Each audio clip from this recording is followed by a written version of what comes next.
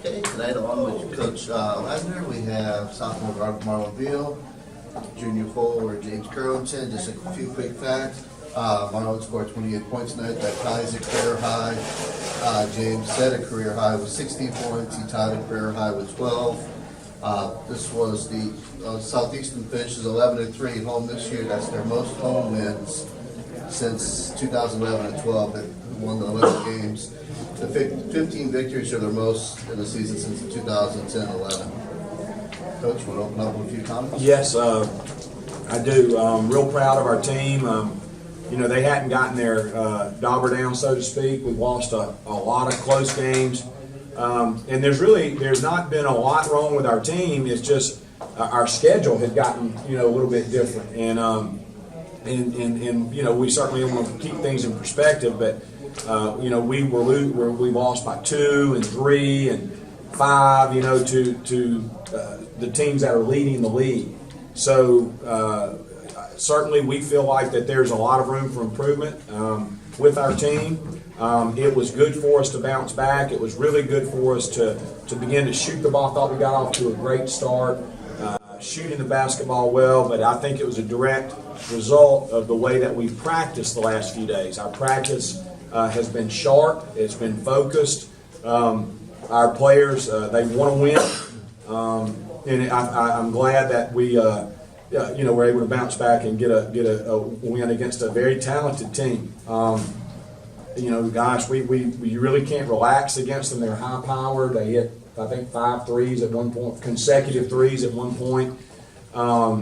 We had to kind of readjust there.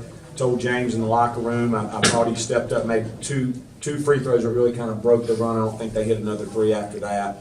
But I was real proud of our team. And I thought up until probably midway through the second half, and we did some substituting there. But midway through the second half, that we really defended well. Wasn't real pleased at halftime with the way we were rebounding the basketball. We were down, and we know that that's a point of pride with us, even though we have a small team. I was glad the way we rebounded the ball there in the second half. But I'm most proud of the fact that we had 22 assists tonight. I don't know where that stands, Mike, as far as the year in assists. Second most in assists and only 11 turnovers. So a 2-to-1 ratio assist to turnovers shows you how we were sharing the ball. I thought we were able to get out on the break.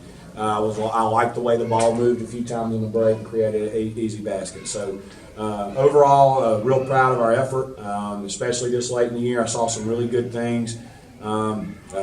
Devon Hayes, just to address his situation, and good. I'm glad we didn't have to play him very much tonight because of he took a hard foul into the head and he's just coming off a concussion protocol. He was only cleared late this afternoon, so that's the reason that you didn't see Devon quite as much tonight.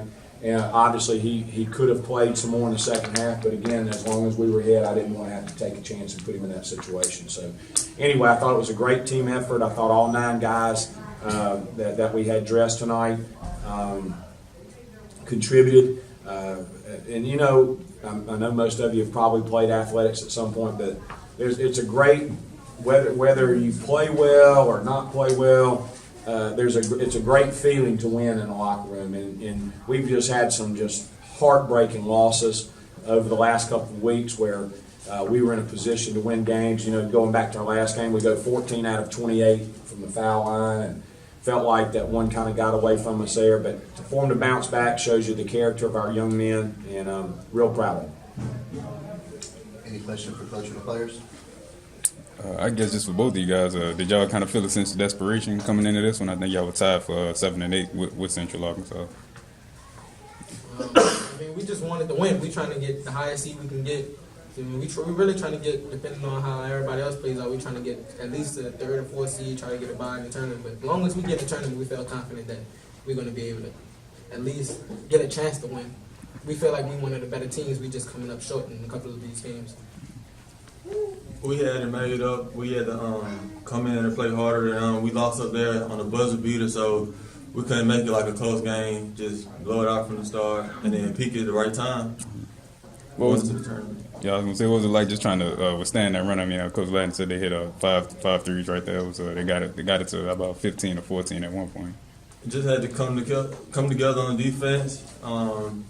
rebound, contest. It basically started with the rebounding for real. Just rebounding the ball, running them off the line because they heated up. And then it was a spurt, but we couldn't get nothing going on offense. So our defense got to turn to offense. Well, I know you had tied your career high. I mean, when did you kind of feel like you kind of had it going, or when did you just? When I hit 3 in the corner with the man in the face, I was I hit, and then I was like, I made it. So I was like, Today was the first game that Marlin had his cast off of his hand. Yeah, He's been that's wearing right. on his thumb. I mean, he's been wearing a splint on his thumb. As for a basketball player, and especially a point guard, that's not an easy thing. And he's come a long way since that first time that we played Northwestern when all that started. He comes out here and they put a cast on him, and he plays. And then they went to the splint, and then today was the 4-week mark. So he went back to the doctor this morning, right, Marlon? And they were able to clear him. So that probably had a lot to do with it too. Yeah, I was gonna say how much did that help? Just it helped a lot because when I was wearing a splint, it was kind of affecting. I couldn't really put my thumb on the ball. It just was kind of. It's better to play without it than just to say. Any other questions? I'd like to recognize Dwayne Schaefer. Dwayne, this is your final home game.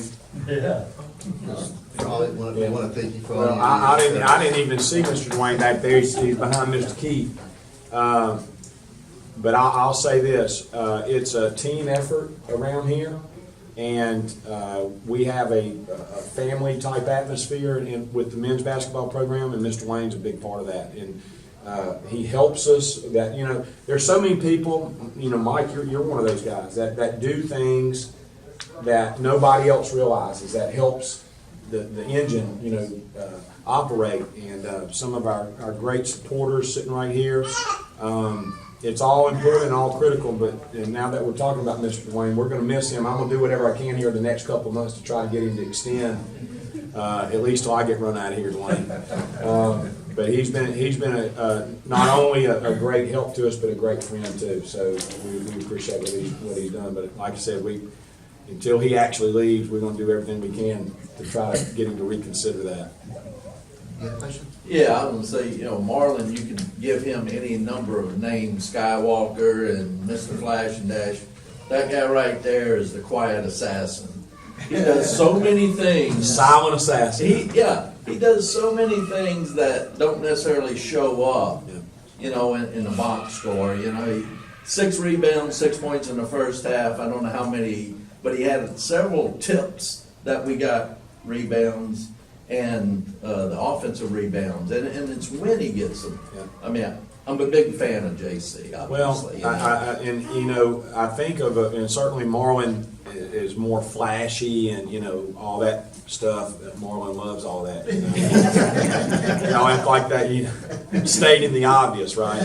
And Marlin's flashy. James is not the most talented player as far as that type of talent. But what he brings to the table is the pureness of an athlete, of a warrior. He's a warrior. He doesn't take nothing off nobody. It doesn't matter whether he's guarding a 7-footer or a 5'7", and he's versatile enough that we can put him, which makes it valuable to our defense. We can put him on guards. We can put him on posts. We can put him on, forwards. It doesn't matter. And then he doesn't take anything off anybody. We want to develop that type of mentality. That's who Southeastern Louisiana has to be. We got to be guys like that, old junkyard dogs. We talk about the difference between alley cats and, we want to be alley cats. We don't want to be the type of cat that's up in New York City and, on Broadway and all that kind of stuff. We want those old tough old alley cats, and he's an alley cat. No city kitties. We don't we don't want the fluff. We want those kind of just old tough, hard nosed, and he's that kind of guy, and he's not the best shooter.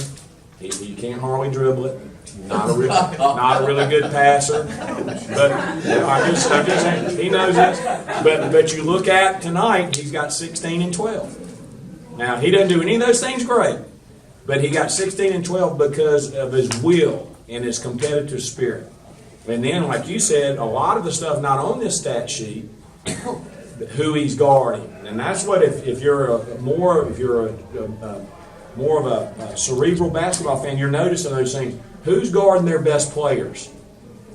And that means a lot too, and that doesn't show up on the stat sheet. And that's what we know, that maybe other people don't. But, for James Currington, at his size, he's undersized all the time. He's undersized, but his heart's not undersized, and neither is Marlain. They're undersized.